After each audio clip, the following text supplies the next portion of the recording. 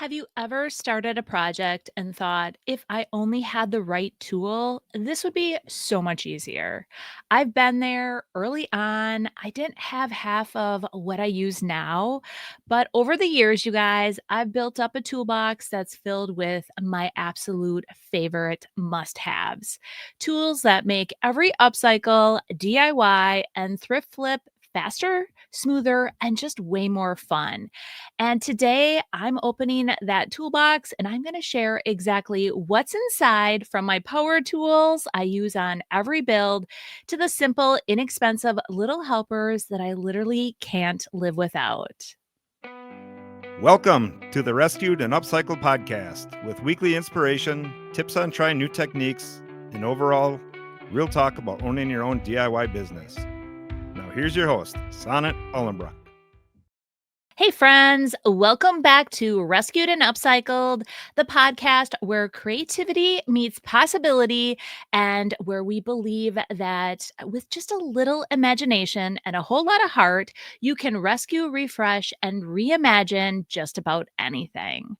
A couple weeks ago, I did an episode where I talked all about the DIY products that I love. So I went over the paints, the papers, different finishes that live on my shelves or on my table constantly. But today we're going to shift gears just a little bit and we're going to talk about the other side of my toolbox.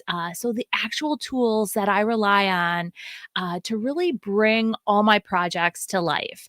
And some of these are really big investments that have been with me for years, and some are just tiny, inexpensive gadgets that really cost just a few dollars, but make just a huge difference, you guys. And together, they make creating so much easier, more efficient, and let's just be honest, a whole lot more fun. So, you guys, grab your favorite drink, whether that's a cup of coffee, some tea, a soda, and let's open up my toolbox. So, first and foremost, I think one of my very first tools, and I use it all the time, is my hand sander, you guys. This is really one of my go-to tools. If you've been following me for a bit, you will know that I love distressing. And this tool helps me add that little bit of distress or a whole lot of stress or distress. I mean, not stress. I don't want stress in my life, but a whole lot of distress. It helps me if I need to, sand down a piece of furniture or scuff something up. It just makes the job so much easier. And I know that following on my group page that I have out there, I have a free group page where people share product like or upcycles and just share the projects that they've completed. This has been a topic that has come up several times. What type of hand sander do I want to buy? Do you recommend this? Do you recommend that? And to be honest, you guys, I have a Dewalt hand sander. It is a round hand sander. To me, it's very inexpensive. And I actually now have two of them because when I was mass producing my barn quilts, I would hand sand each of them. And I actually had a helper helping me hand sand sometimes. So I actually have two, and they are definitely my go-tos for so many projects. I just really couldn't live without it. Whether you, like I said, whether you're prepping a piece that you brought home from a thrift store, or if you even need to smooth out some like an edge on a piece of wood, it is just perfect for everything. So, in the comments, I want to know how many of you own hand sanders, and have you been on the fence about buying one? I really think this is a must have in your toolbox. So, the next thing, you guys, this is my Dewalt brad nailer. And I remember the day that I bought this. I had been thinking about this baby for so long. But I was scared because I was hearing from other people that, oh, you got to be so careful with these because you might shoot a brad nail through your finger. And honestly, you guys, that is a possibility if you're not careful. But it is by far another one of my best investments. I really can't tell you how many times my brad nailer has saved me. So, just from attaching like a little piece of trim, or just assembling pieces, I seem to always grab it. It is always there right by me. And I love it because the brad nails, they come in different lengths. So you can have like a 1 inch, a 1 1/4, a 1 1/2, and it goes up to 2 inch brad nails. Very rarely do I ever use 2 inch, or the 1 inch is for like more tiny projects. It's more like that 1 1/4 to 1 1/2 that I use all the time. So I have all the different lengths readily available, but I can put things together. Like I can create little crates, I can put together a frame really quick. It just makes things so, so easy. Or if I need to repair something, oh my gosh, I cannot tell you how many times I have grabbed that brad nailer. I want to know also about this in the comments, you guys. Tell me, are you afraid of this tool? If so, what's holding you back? I do have to tell you guys, when I bought it, I put a post out on my Facebook page because I was so stinking excited. I grabbed it. I have this photo, and I cannot tell you how many men came out of the woodwork and said all the things about safety. And yes, you have to be safe when you're using any of the power tools, you guys. I cannot reiterate that enough. Just always make sure you know where your digits are. And there is a safety. So you press down, you can hear it like kind of like turn on by pressing the head down onto whatever project, and then it goes off. It's not going to just, if you're holding it and you hit the button, it's not going to fire, or it shouldn't, I should say. It has to be engaged to actually put a brad nail in something. So don't be afraid. And if you've been on the edge of purchasing this, I would say go ahead, do it. It is definitely a must have. So, the third thing, I think this was actually my very first purchase of all my tools, my screw gun. And this is not the most glorious tool, you guys. But honestly, I would be lost without it. My screw gun is always close by as well. And I use it for so many different things, hanging hardware to assembling, different furniture, like if I'm putting together back a furniture piece, it's just a must have for any maker. And I would recommend, definitely finding all the different bits for all the different screw heads. I would also recommend drill bits, you guys. I use the drill bits so, so often. Like, so when I'm making, something I recently did, I should tell you guys, I found this is the mother lode. I'm totally going off on a tangent here, but I was at the Goodwill bins and I found it was in a cigar box, a vintage cigar box. I was like, oh, what's this? I open it up. It is literally every different size drill bit, or like, yeah, drill bit. So it drills holes, all the different bits. And I'm like, oh my gosh, all of these, I can't even tell you how much it's valued at, because if I had to go out and buy, it was loaded all the way to the top, all different sizes. And I use them all the time. I will tell you that is like my go-to for, so when I'm taking like bottle brush trees, I always drill a little hole, pop that bottle brush tree right in that hole, glue it in place. I can't tell you how often I use these tools. So, you guys, if you don't have one of these, you need one. Okay. So I'm sure most of you have one. I actually have to say, I can honestly say I have more tools than my husband does.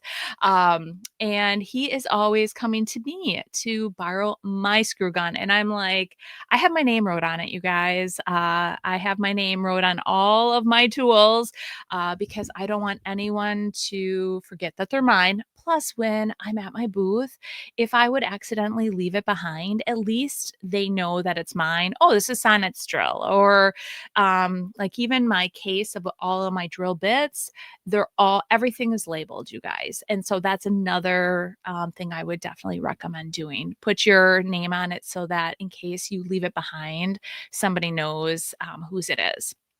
So the game changer, you guys, this was definitely a game changer for me, was my miter saw. And it just took my, DIYs to the next level. I was able to cut boards. I was able to cut spindles. I can cut 45s. I can cut whatever angle so I can make my trees. There is just so much you can do with a miter saw. And yes, was it one of my bigger investments? Absolutely. But oh my goodness, it is worth every single penny, you guys. Actually, I did find this on Marketplace. I was a little leery because I wanted to buy, brand new. But at the time when I was buying this, it was early on. Uh, I didn't have a lot of extra money to spend on a big tool like this. So I found one on Marketplace and I went there, and the guy had three of them. He had three different saws. I'm like, why do you have three saws? And he's like, he did a lot of woodworking, and he ended up it was a great saw, but he actually invested in like a more high-end saw, where he spent thousands and thousands of dollars on it. So he gave me a really great deal on it, and it was brand new. Honestly, I think he only used it a couple times. I can't say it looks brand new any longer. I have it on a rolling cart. I roll it in and out of my garage, and I'm constantly using it. I probably should be cleaning it off like after each use, but I use it so often that even if I would do that, it would be constantly dirty. So, but you guys, this is a perfect tool if you are wanting to up level your projects. If you are wanting to make like little crates, I make all my barn boards with it. Like I said, I make all my everything, like I take all my spindles, I cut those down with it. It is definitely for more advanced projects, but well worth it. So that leads me into my creative little cutter, the jigsaw. And I actually got this from my dad. He had an extra one, and this is another tool that I constantly reach for all the time, especially if I want to cut any type of curve or shapes or do more detailed work that, obviously a miter saw just can't handle. If I have to get into like a little nook and cranny, it just gives me so much more creative freedom, I guess is a good way to put it. But I can customize pieces. If I want to cut out a letter, I can do that, or, a specific design. But I use it honestly all the time. Sometimes I even use it I'm like, oh, I don't want to get my miter saw out. I just have to make a quick cut and I grab that. It just is an easy like plug in and cut. But it truly is one of the tools that helps me just think outside of the box. Honestly, you guys, it helps me in so many different ways. And this one, I mean, these tools are considered more like larger tools, but some of the handheld ones, like your screw gun, the jigsaw, even like the brad nailer, the I can't even think right now, the hand sander, some of these are not that expensive. So you can very easily add these to your toolbox as well. So I went over like the 5 big ticket items. Do not be scared. You don't have to invest in all of those. They are just nice to haves. And especially if you want to up level your DIY skills, your DIY projects. Definitely. Now we're going to talk, though, a little bit about some of the tools that you will always find very close to me that are small, inexpensive. The thumb sander, you guys. I, for the longest time, would take like extra. for my hand sander, I would take like after they were used, and I would use those sandpapers to try to get in and use that to sand down like decoupage paper or just like quickly sand a piece. But honestly, the thumb sander, it is small but mighty, you guys. This little tool is nothing fancy, but I love it. It just gets into all those tight little corners and detailed areas, and it's so nice. After I bought one for the first time, I was like, "What have I been doing? Why have I not had one of these sooner?" It's so much better than, like I guess not better, but it just does things that a regular sander or a piece of sandpaper just can't reach. It's great for, spindles or edges or like those small decor pieces.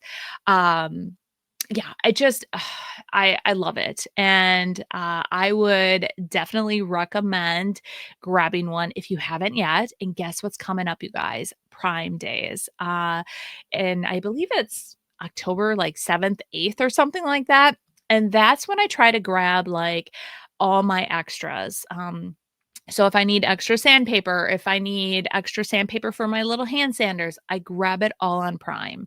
You can get the best deals. So another thing that I cannot even believe that I've lived without this tool for so long. So I would say 3 years ago, I was at a banquet and I won this. It was like a 5-gallon pail.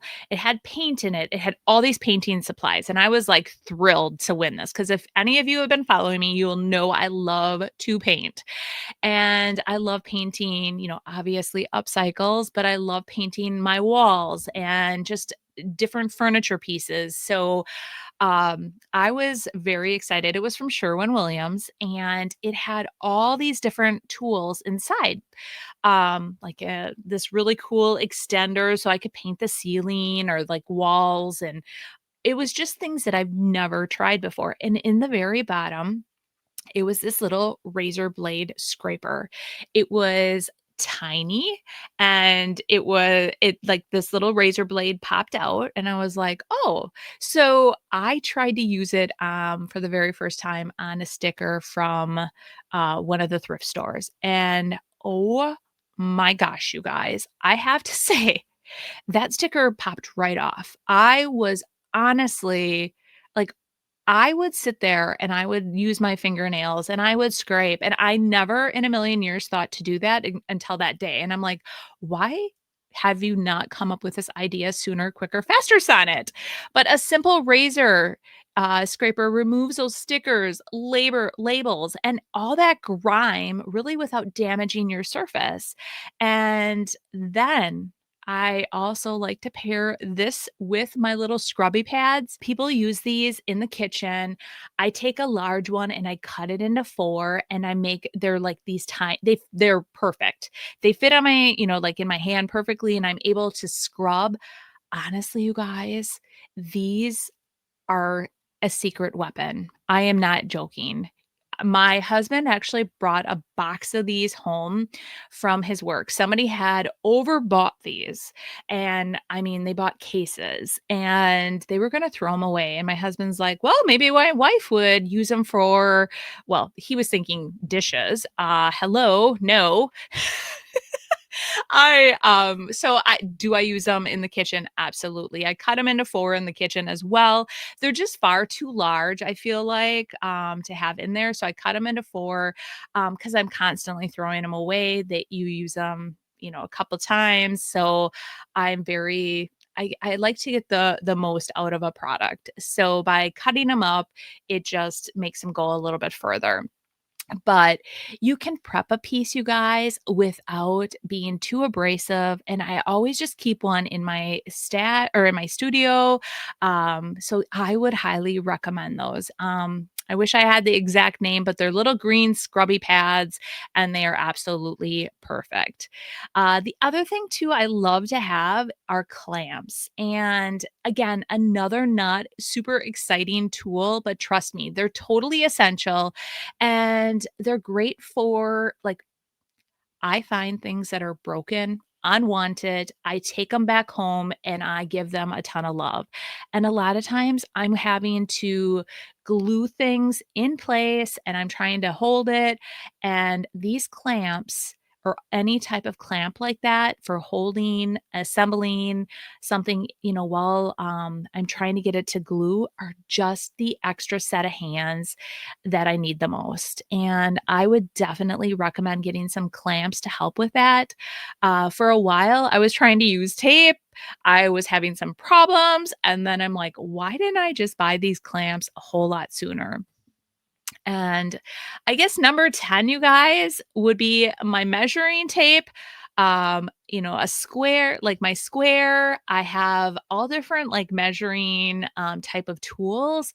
My dad has always told me, measure twice, cut once.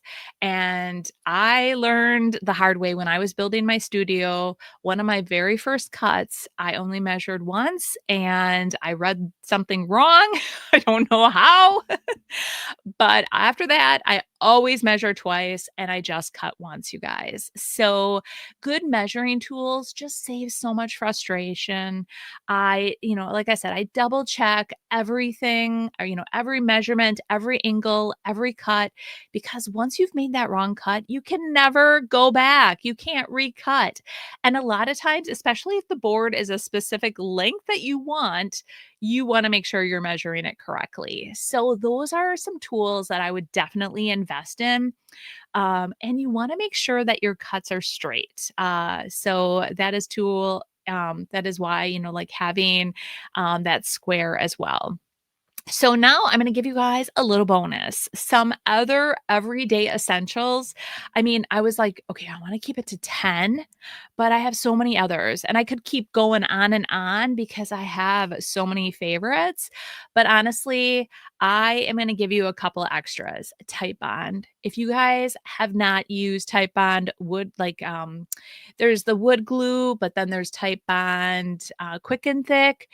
Oh my gosh, you guys. This one I would definitely recommend. It creates that strong, lasting bond, and I have bottles of it. Honestly, I'm going through that much. I apply a lot of IOD molds, and it's perfect for those. It's perfect for that quick fix. So yes, I would definitely recommend that. And then the other thing that I recommend is the paintbrushes that everyone always asks me about. They're very inexpensive and I get them from Walmart and they are just great. I don't know why I love them so much. I think because they come in three different sizes and it's perfect for all my small pieces. I have my larger brushes for like furniture and larger pieces, but these are just the perfect size for my smalls.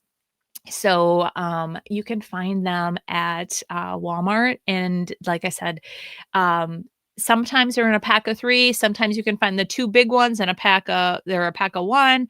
But these two items might not be power tools, but they're just as essential in my creative process as well. So I wanted to throw that in there too. So, and there you guys have it. My top 10 tools plus a few bonus essentials that I cannot live without. And honestly, you guys, these are just things that make creating just a lot smoother, faster, and more enjoyable. The one thing I do recommend is have a spot for them because sometimes I set things down and I'm like, where did I set it down? I have a lot of creative spaces that I work in. And sometimes I'm taking my screw gun or my brad nailer from place to place.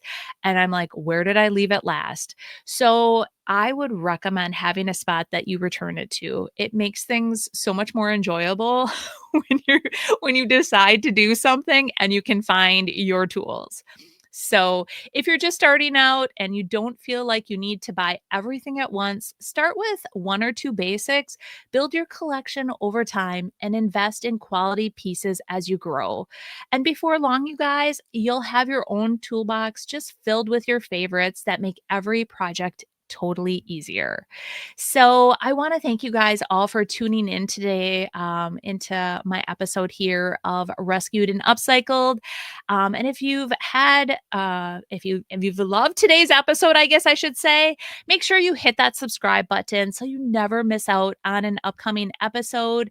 And you can follow me over on all my social media platforms like Facebook, Instagram. I share daily information over there, daily inspiration, different thrift flips, behind the scene peeks at what's happening, in my studio. And if you have a favorite tool that you guys swear by, tell me in the comments and let me know. I'd love to hear what's in your toolbox. So until next time, guys, keep creating, keep rescuing those forgotten treasures. And I'll see you right back here next week. Bye.